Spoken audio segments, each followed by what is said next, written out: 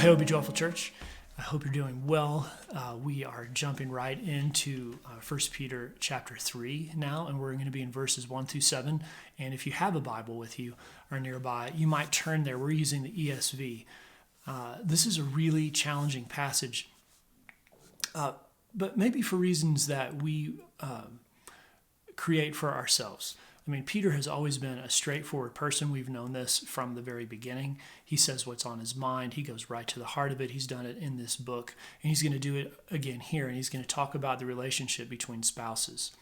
And some of us might read this, including myself, and say, man, that just seems to fly hard against some of the things that we hold in our culture today. But we have to remember that he wouldn't have been writing this or this much if it wasn't an issue in his day as well.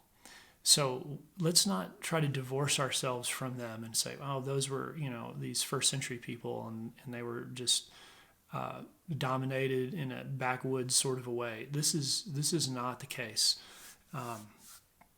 There were differences, certainly, but let's understand that he is speaking to these issues because they were issues. He's speaking to those issues today because they're issues. And instead of trying to describe the text to you, I want to just read it and ask you to think about it and pray about it and ask God for wisdom regarding it, and then we'll come back to it in the days that are coming. So here we go. This is verse 1 of chapter 3.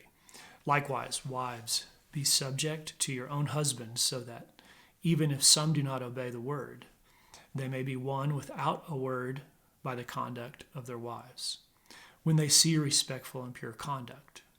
Don't let your adorning be external, the braiding of hair and the putting on of gold jewelry, or the clothing you wear, but let your adorning be the hidden person of the heart, with the imperishable beauty of a gentle and quiet spirit, which in God's sight is very precious.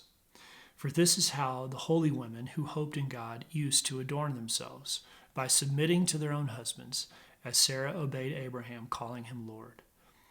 And you are her children, if you do good and do not fear anything that is frightening. Likewise, husbands, live with your wives in an understanding way, showing honor to the woman who is as the weaker vessel, since they are heirs with you in the grace of life, so that your prayers may not be hindered.